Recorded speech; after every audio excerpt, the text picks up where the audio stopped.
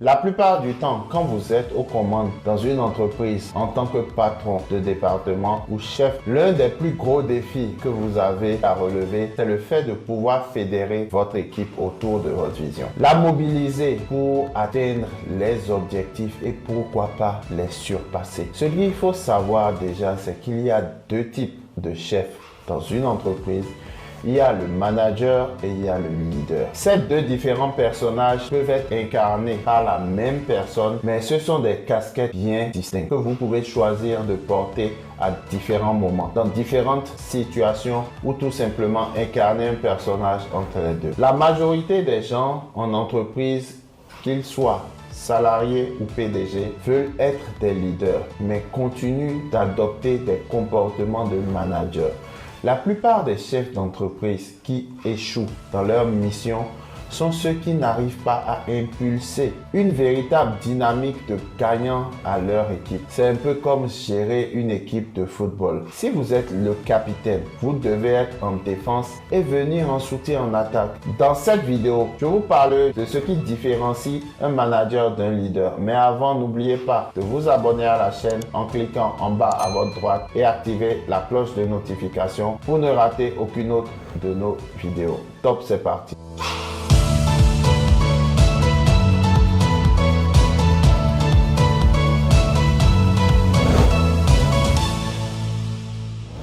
Tout le monde veut être leader, mais en vérité, mettre une casquette de leader vous oblige à adopter certains comportements. Il doit être clair pour vous que manager une équipe ne vous donne pas forcément la légitimité d'un véritable leader. Donc, si vous souhaitez être le leader de votre équipe, voici ce que vous devez savoir. Premièrement, les managers ne savent pas faire autre chose que donner des ordres à l'emporte-pièce. Mais le leader, avant de vous donner un ordre, a tendance à vous expliquer ce dont il s'agit pour que vous puissiez bien comprendre le fond de sa pensée. En quelque sorte, il vous dira si nous faisons telle action, nous aurons tel résultat. Vous voyez la différence? Il y a une certaine pédagogie dans la façon de donner des ordres du leader. Elle permet à l'employé de mieux comprendre l'idée et même de l'améliorer en travaillant. On dira que le leader a tendance à vous vendre son idée. Pourquoi? En tant qu'équipe, nous devons faire plus d'efforts. Pourquoi nous devons venir plus tôt? Pourquoi nous devons rester plus tard? Le leader explique et fait adhérer. Second point, les managers. Les managers disent comment faire, mais le leader montre comment faire. Tout est dans l'approche pédagogique que vous utilisez avec votre équipe. Les managers sont plus à la théorie. Ils disent voilà comment on fait telle et telle chose. Si vous agissez comme ça, vous n'êtes pas sûr de faire passer le message comme il le doit. Parce que vous allez laisser l'employé se débrouiller tout seul. Mais à contrario, le leader, lui, il dit venez, je vous montre comment je fais. Par exemple, voilà comment je fais pour appâter un client. Voilà comment je fais pour vendre ce produit. Voilà comment je fais pour décrocher un rendez-vous, etc. Donc, vous devez être aussi bien à la théorie qu'à la pratique. La chose suivante est la logique et les émotions. Quand vous êtes à la tête d'une entreprise ou d'un département, vous êtes forcément face à des prises de décision, surtout quand ce sont des situations qui présentent des risques. Les managers sont des personnes qui aiment rester dans la logique. Ils aiment emprunter les circuits conventionnels. Les leaders agissent avec émotion. Pendant que tout le monde se demande s'il faut y aller, le leader, c'est celui qui suit son instinct et prend les devants sans crainte. Mais soyons sérieux, vous avez besoin d'être logique même quand les émotions prennent le dessus. Ensuite, nous avons le duel du système et de la vision. Le leader vous parle de vision, il vous parle des objectifs qu'il ambitionne atteindre par rapport à la vision qu'il entretient, par rapport à la trajectoire qu'il souhaite donner à son entreprise. Son but est de sortir des sentiers battus pour faire les choses différemment de ce qui est préétabli. Le manager n'est pas dans le même schéma. Il est plus conformiste. Il aime rester dans le protocole. Il aime dire voilà, on va procéder. 1, on va faire ceci. 2, on va passer par là. 3, ceci. Bref, ce n'est pas forcément la meilleure des choses à faire. 5. Une chose qui fait une grosse différence entre le leader et le manager, c'est dans la gestion des résultats. Le manager se concentre sur comment gérer les chiffres. Il se laisse guider par les chiffres. Il est accro aux rapports. Il enchaîne les rapports avec des approches trop théoriques et le plus souvent ne sait pas quoi en faire ensuite. Le leader, c'est le genre de personne à dire, les gars, voici les chiffres. Ils sont bons, ils sont mauvais. Voici comment on devrait faire pour faire augmenter notre chiffre d'affaires. Je pense que nous devons changer ceci ou cela. Sixième, les conflits. Je vous explique, les managers sont les genres de personnes qui préfèrent éviter les conflits. Vos employés sont en conflit par rapport à la gestion de telle ou telle affaire. Le manager va préférer faire comme s'il n'avait rien vu et les pousser à la faute ou appliquer une sanction. Mais le leader ne jouera pas la sourde oreille. Il fera face aux employés et réglera le conflit. 7. Le manager se concentre sur les chiffres. Les leaders se concentrent sur les personnes. Imaginez que vous êtes en fin d'exercice. Vous faites le bilan par rapport à vos employés. Que faites-vous? Le manager va se contenter de juger les performances par rapport aux chiffres. Ce qui en soi n'est pas mauvais, mais il peut débarquer quelqu'un parce que quelques chiffres ont été mauvais. Mais le leader se préoccupera de savoir si l'employé n'est pas à la mauvaise place, si l'employé ne pourrait pas être meilleur dans un autre département de l'entreprise. C'est ça un leader. Huitième, les responsabilités par la force et les responsabilités par choix. La plupart des entreprises ne sont pas performantes parce que leurs employés ne se sentent pas impliqués dans l'évolution de l'entreprise. Le sentiment d'appartenance n'existe pas pour eux. Les managers sont les genres de personnes qui forcent les employés à se responsabiliser. Vous les entendrez dire, si tu ne me livres pas tel dossier, tu es viré. Si tu ne fais pas ceci ou cela, je te sanctionne. Vous n'obtiendrez rien de potable dans une atmosphère pareille. Le leader met l'employé face à ses responsabilités dans l'entreprise, de sorte à ce qu'il sache que son travail impacte l'entreprise. Dans une situation de contre-performance, il dira, écoutez les gars, si vous voulez, nous allons choisir de livrer le client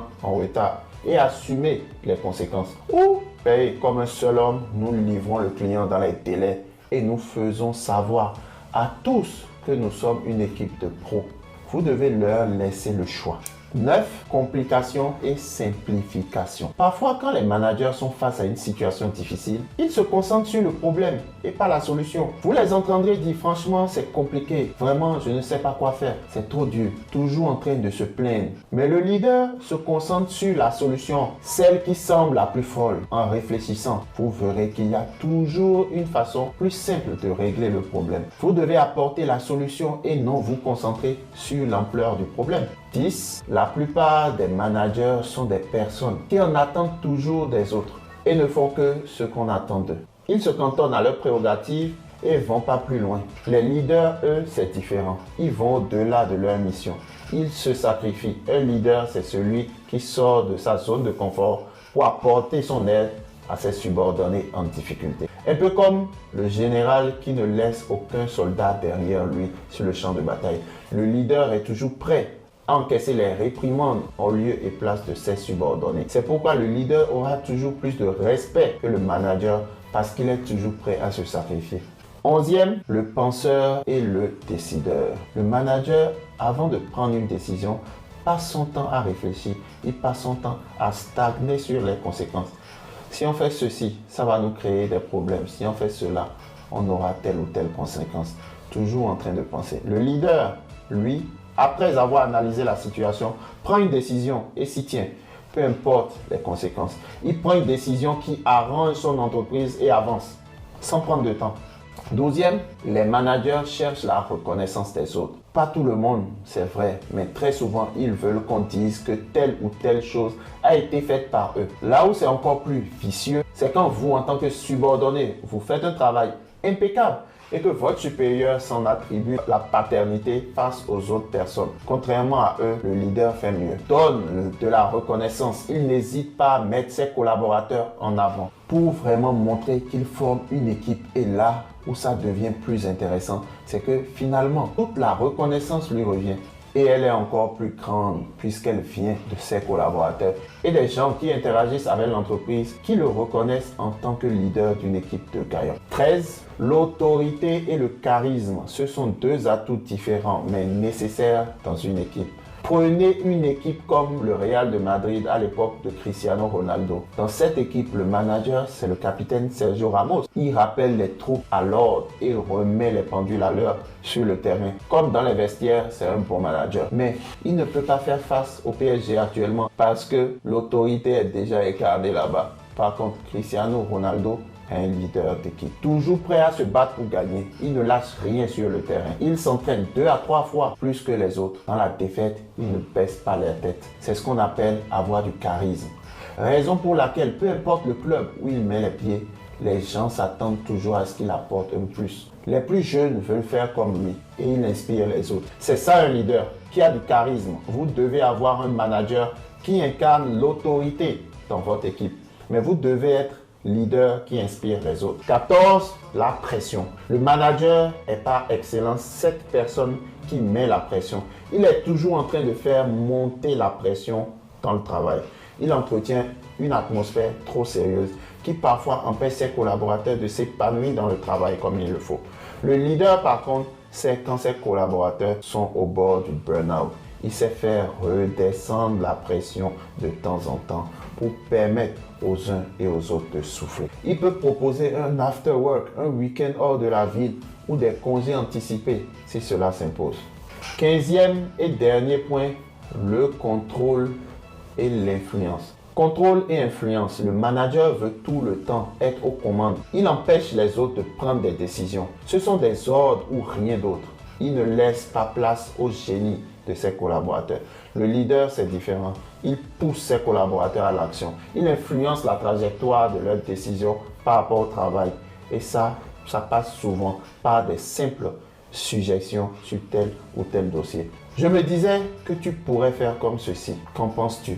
Qu'en dis-tu? Voilà ce que vous devez faire en tant que leader. Donc, voici ce que vous devez savoir sur la différence entre un leader et un manager. Retenez qu'il faut tout pour faire un monde. Tout n'est pas mauvais chez le manager, tout dépend de qui vous avez envie d'être pour vos collaborateurs. Choisissez les traits de caractère et de gestion qui vous conviennent les mieux pour atteindre vos objectifs. Si vous souhaitez en savoir plus sur comment passer du salariat à l'entrepreneuriat, vous pouvez suivre ma vidéo sur les avantages de l'entrepreneuriat face au salariat. Je vous laisserai le lien en description. Pour tous ceux et celles qui souhaitent savoir comment générer plus de 100 000 € grâce à la location de voiture, j'ai écrit un livre sur le sujet. Et vous savez quoi? Il est gratuit pour les 100 premières personnes à cliquer sur le lien en bas en description. Merci chers amis, ce sera tout pour cette vidéo. N'oubliez pas de vous abonner à la chaîne et d'activer la cloche de notification pour ne manquer aucune autre de nos prochaines vidéos qui vous aideront sûrement à passer du salariat à l'entrepreneuriat et plus encore. D'ici là, prenez soin de vous et à bientôt. Vivez, non survivre, soyons prospères.